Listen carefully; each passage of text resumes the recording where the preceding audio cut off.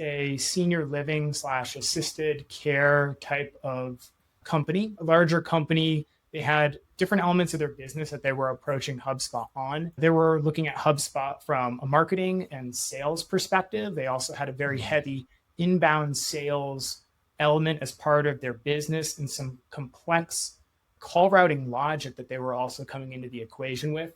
It was a highly competitive deal. So there were certainly a handful of other players that were as part of this. From the HubSpot perspective, what was the product mix for this client specifically? So the product mix here in particular was enterprise suite, so marketing, sales, and service enterprise. There's no doubt there was a sales focus as part of this. So over 200 sales seats, and then other considerations like business units, phone number limit increases, and a handful of service seats on there. I think 30 or 40 service seats. The sales was definitely the heart of this, right? The inbound kind of calling that this customer in particular had was the kind of central focus and the thing that dominated a lot of the early conversations where we were still looking for tech wins. Interesting. Any integrations that you had to consider for this one? There definitely were.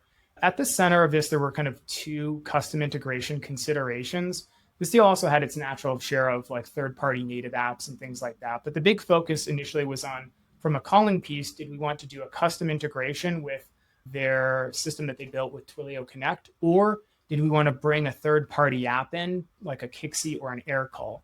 So that was very much like the center of some of the integration conversations. They also had some back-end systems for more CRM and purchase type data that we would also integrate with.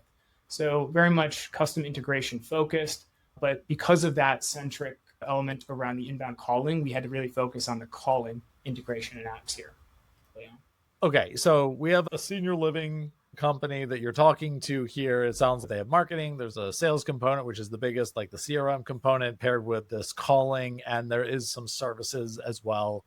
But what was, I guess, the biggest challenges or set of challenges that they came with? What was like kind of driving them out of their existing systems? Yeah.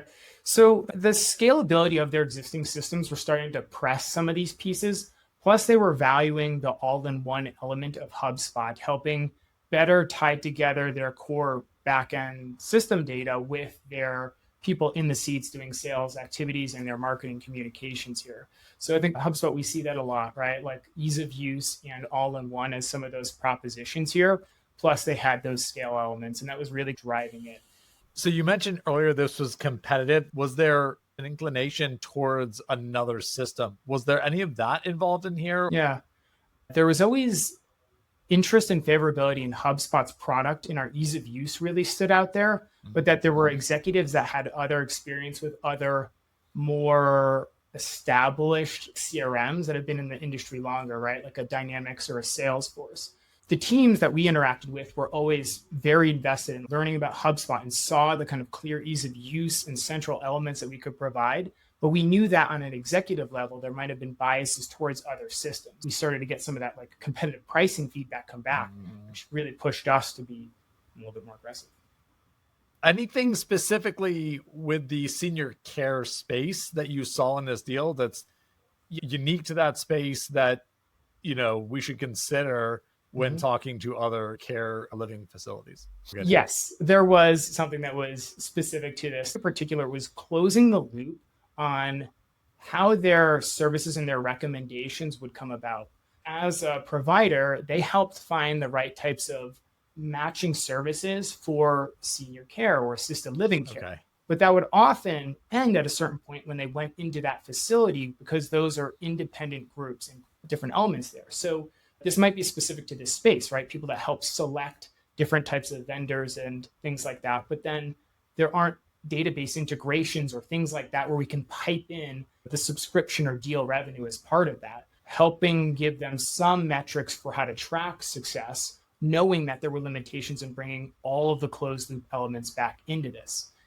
Awesome. So I want to dive a little further into the specific challenges that you encountered, what roadblocks may have come up. How did you uncover those working through the deal?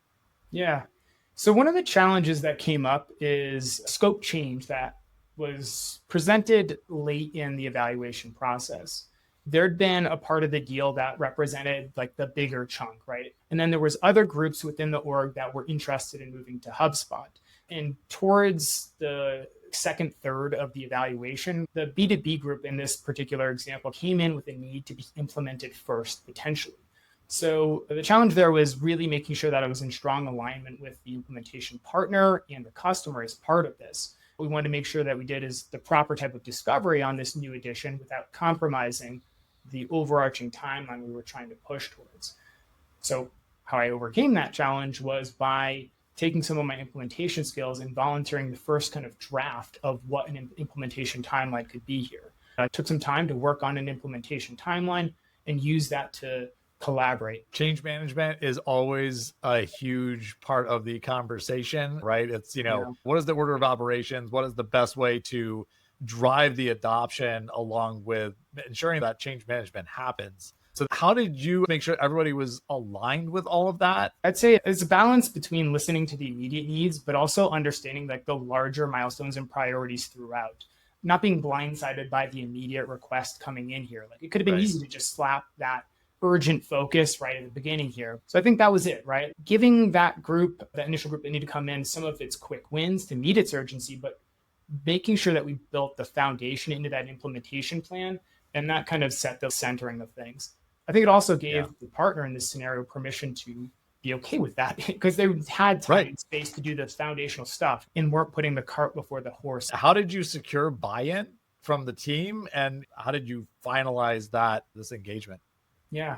So the implementation strategy and like the timeline visual is, I think, the thing that really pushed this from a place of we feel good about HubSpot into we want to choose HubSpot and we see a plan here as part of that. I'd done the high level version of that, but I let the partner really fully bake that plan out and own that and drive that through. Presenting and articulating that helped us fully go to that next stage of legal procurement and pricing negotiations, which really sealed the deal. I also incorporated a new element of trying to visualize who does what, try to blend where partner services would come in versus things that their dev teams would need to contribute on versus where HubSpot support and resources would come in.